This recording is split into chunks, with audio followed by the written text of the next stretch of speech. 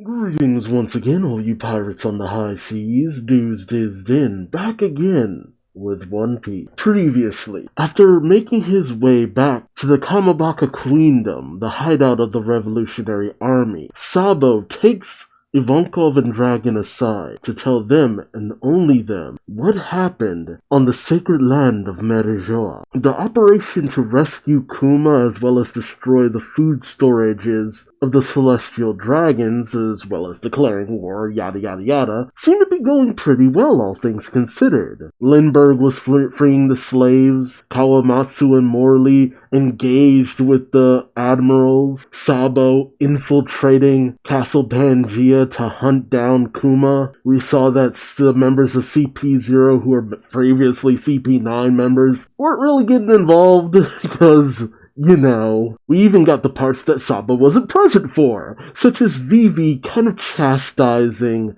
of all people, Rob Lucci, as she's worried that Carlos will make another attempt to capture Shirahoshi.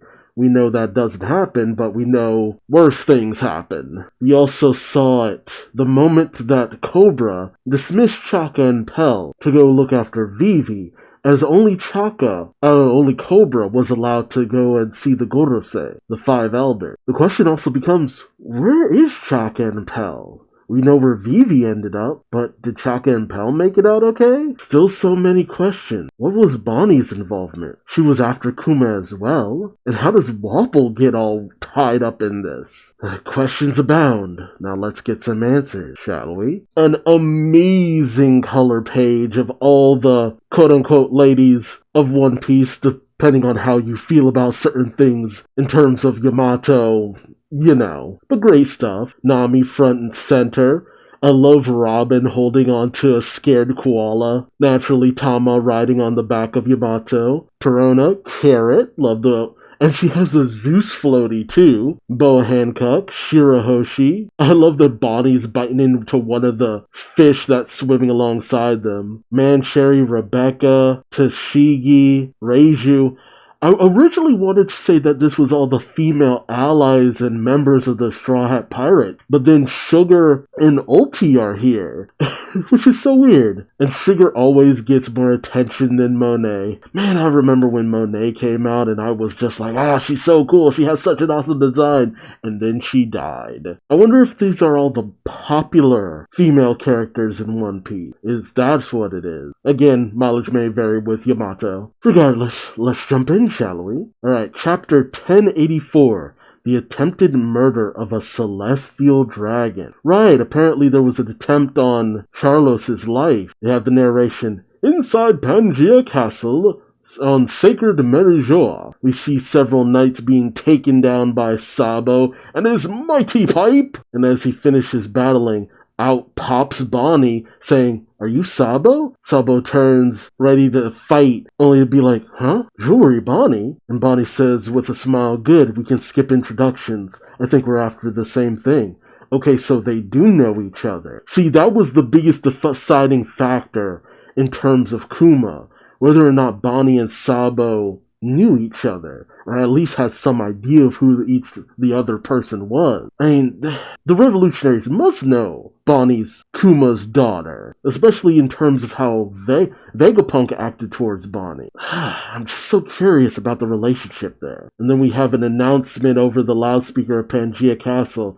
Intruder in the guard room. The keys to the slave collars have been stolen. That's what he was up to. And as Sabo and Bonnie run through the halls of Pangaea, Sabo says, "You know, I heard that Kuma had a daughter, and I've been following the news articles about the and Bonnie says, "And I've been following the news articles about the Revolutionary Army's activities, which is why I trust you guys. Take my father to safety." Okay.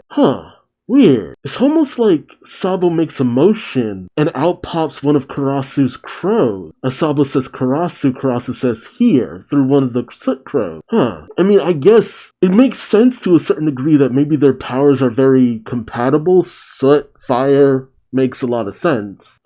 Maybe he has some of Karasu's soot on his gloves or something at all times. That way you can bring out one of Karasu's crows. Interesting. Yeah, Bonnie's taken off guard by the sudden soot crow going, what the? But Sabo tells Karasu, deliver these keys. Tell Morley and the others that once Kuma and the slaves are out of their chains, they're to return to headquarters. The mission is over. As one of Karasu's crows takes the keys, Karasu asks, what about you, Sabo? Sabo says, I'll be right behind you once I've taken care of business. Karasu says, all right, be careful. Sabo then turns to Bonnie saying, what's your next move, Bonnie? Bonnie tells Sabo, I'll go to Egghead and ask Vegapunk if he has a way to bring my father back to his senses. If he doesn't, then... Before they continue, Sabo hears the guards shouting, this way!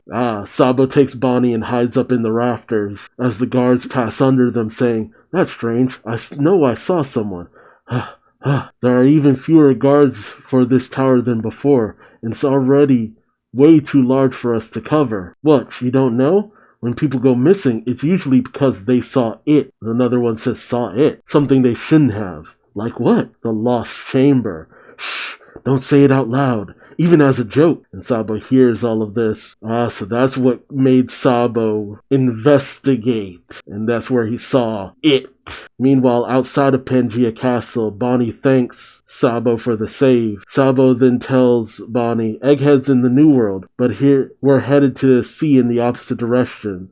Best of luck to you. Bonnie says, it feels really weird to have revolutionaries doing me favors like this. Sabo says, we both want to save the same person. And Bonnie says, I know. Take care of Dad. Okay. So, I'm glad they at least met and we're on the same page. So, that was it. We knew she was at Mary Joa. Fascinating. So that's it. That's all the interaction she had while at Mary Joa, huh? I wonder. Alright, we then pick up with Cobra meeting with the Gorosei right in front of the empty throne. Alright, I'm ready for this conversation. The Gorosei say, what do you ask of us? Cobra, King of Alabasta. Cobra says, yes, where should I start? The world government we know today began 800 years ago, when it was created by a group of 20 kings. As the newly styled creators of the world, they moved here to Mary Joa with their family, where they became known as celestial dragons, and have ruled over the world for the 8th century since. You can tell a lot of the Gorosei are thinking, waiting to see how they should act. Cobra goes on to say, amongst themselves, the 20 kings have always been equal, and to prevent one from ruling over the others as a dictator, they created the empty throne, and placed 20 weapons around it to symbolize their oath to never claim that seat. In the 20 kingdoms that had lost their royal families, new kings were chosen whose rule continues to this day. Therefore, the first 20 dynasties' names are no longer found in the lands from whence they came. But Alabasta is different. The monarch at that time, Queen Lily of the Nefeltari dynasty, was counted amongst the first 20. Okay, so it was a queen, but did not become a celestial dragon, choosing to return to Alabasta and continue the Nefeltari line in her homeland where the name still reigns. That is why, in actuality, there are only 20 weapons surrounding the throne. One of the Gorosei says, this is all correct, but what is your point? Cobra says, I was going through old historical documents from my royal library, and the only history one can peruse there comes from documents after the span of the Void Century, and yet there is no mention of Queen Lily's name. No mention of her. I guess, that would be odd. She did not come back to rule Alabasta after that. Lily's younger brother took the throne in Alabasta instead. Is there anything you might be able to tell me about her? The Gorosei says, that's what you wanted to ask? And we see Eam listening to all of this. As the Gorosei say, it was 800 years ago. I think it's St. J. Garcia Saturn who's saying all this. It was 800 years ago. It is recorded fact that the ruler from the Nefeltari dynasty did not live here, but we assume that she had gone back home, whatever her reasons or actions were. They have long been lost to the cobwebs of time. I'm sorry, I cannot help. Cobra pauses and then says, in that case, what is the D? There are so many jokes I could make off of that. This takes the Gorosei off guard, as one asks, why would you ask that? Cobra explains, well, you see, there is a brief 800-year-old letter that she passed down through our line of kings. Ooh. Oh, crap, of course. We pick up in the mingling courtyard, Pangaea Castle, where Shirahoshi cries out, eat! Please stop doing this. Please, I beg of you. And we see Bartholomew Kuma chaining up Shirahoshi for Carlos. Shirahoshi cries out, you're hurting me. Please, someone please help me. As Carlos goes, I've done it, father. I never gave up. I caught myself a giant mermaid at last. As St. Roswald says, well done, Carlos. And I guess the other rulers around say, oh no, the poor lovely Princess Shirahoshi. Carlos says, what do you eat? I'll take you on walks every day, my pet, only I'll be riding you. And if you don't obey my orders, I'll do unspeakable things to you. Ugh. Shirahoshi cries out, I refuse. Someone please help free me. The other rulers say, something must be done, but Papa and the guards are in the council tower. That leaves only one option. Run away! Oh God. What spineless bastards. Shirahoshi cries out, no, come back. The others say, we didn't see this. We didn't see anything. Well, Carlos tells Shirahoshi, hey mermaid, did you just say you refused? Don't talk back to me. All the other rulers say, she turned us all down anyway. What do we care what happens to her? What assholes. Gee. And then comes Fukuboshi saying, move it. You're like seaweed in my way. The other rulers say, whoa, the Ryukyu prince. Don't try any funny stuff, or they'll destroy your home. Shirahoshi cries out for her brother, while Fukuboshi says, I'm sorry for taking my eyes off of you, Shirahoshi. We're leaving this horrible place and we're never coming back. Shirahoshi cries out, brothers. As Fukuboshi and his brothers rush in, he shouts, unhand her, celestial dragon. Carlos says, Get them, my invincible slave, Kuma! Kuma fires off a beam, which Fukuboshi and his brothers manage to dodge, but it hits the other royals. Goddamn. Fukuboshi cries out, warlord of the sea, Bartholomew Kuma, reduced to such a wretched state. Nevertheless, we fight. Come, Ryuboshi, Momboshi. Momboshi cries out, yeah! While Carlos says, go ahead and kill them, Kuma.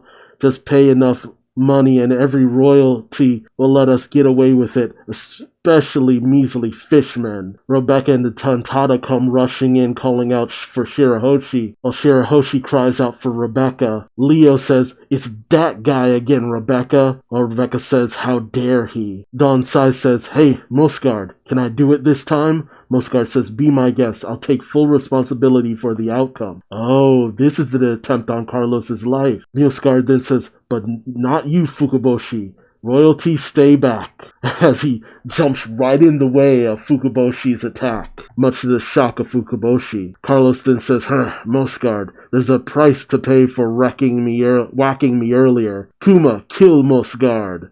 As Kuma charges up a beam, Fukuboshi argues with Mosgard, saying, why the double standard, Mosgard? You ask us to stand aside when our own sister is. Mosgard says, they can simply run away. They have no nation to support. They're pirates. As Leo and Sai rush in, Leo using Tautada combat, while Sai uses Hoshoken, secret art, drill, tail hammer. Or no, Leo uses tail hammer, Sai uses dragon nail. Yeah, and Shirahoshi cries out for Leo and Sai. The other royals say, don't do it, he's a celestial dragon. While Carlos gets just plummeted into the earth. He ends up looking like that one guy that we saw Luffy just bury over the Oshiruko, where it looked like Luffy killed a man. But apparently Carlos didn't die from this, so... But the other royals say, Carlos, it's all over. He's dead. It's a murder scene. The murder of a celestial dragon. The admirals will be on their way. Meanwhile, Kuma prepares to attack, much to the shock of Sai and Leo. Oh, only for Morley to just come on in, grabbing Kuma. Holy crap. As Morley says, no, Kuma, you can't. You've done enough. You don't need to listen to orders anymore. Let's go back. Come back with us. As the royals call out, what is a giant doing here? Karasu calls out with one of his crows, Morley, I got the keys from Sabo. While the royals call out, who is that? An intruder? It's Morley, one of the revolutionary captains. While Morley calls out, thanks, Karasu. Okay, let's go down. And as pandemonium breaks out across Pangea, St. Roswell can only cry out for Carlos going, "No, my son!" Yeah, so, man, Donsai and Leo just buried Carlos. Good. Good. Was this the incident that they got noted for? But then again, Carlos's beating kind of got swept under the rug. And did Carlos die from this? And they're just like, oh, we must not say that a celestial dragon died. Oh, but why? I guess because he knows too much? We then pick up with Cobra and the Gorosei, where we see Im ascending the stairs to the empty throne. As the Gorosei call out, "Oh, great Im, but King Cobra is still present." And Cobra looks on in shock, simply saying, "What?" While Im simply utters the word Lily, sitting upon the empty throne. Man, this raises a lot of questions, though. What is it about Lily? Is Im Lily? Because the thought that only 20 swords are there. Are the Nefeltaris in control of the world? Or maybe Im... I don't know. That's perplexing. But yeah, things are mostly playing out in a lot of the ways you would think. The attempt on Carlos's life playing out the way it did is just like, once you know he went back after Shirahoshi, it's just like, okay, you can kind of understand that. But man, the question also is, what happened to Sai and Leo? Were they able to escape? They had to, because Shirahoshi seemed okay. Like, a lot of events seem to play out for the most part pretty okay for them after this. It's only the stuff that happens with Cobra and Vivi they have no knowledge over. So I have to assume that Sai and Leo get out okay without incident. Like, we were already pirates, so to the sea. And Musegard, he understands things very well. It's just like, I mean, they're pirates. Like, they just run. They run and never come back. But yeah, if the princes tried anything, that would be big trouble. Although, because of Musegard helping the attempted assassination of Carlos, the attempted assassins of Carlos, I do wonder how much trouble he really is in, and how much trouble could another celestial dragon get in. And I can't get over it. Why would Im choose to reveal themselves? I mean, is it simply because Cobra was digging? Or is there more to it than that? I don't know. It's hard to tell when it comes to Im. Because something about Im's eyes, I've seen people portray Im as a more feminine figure. And I'm kind of seeing it, especially in that silhouetted side of you. Or maybe not.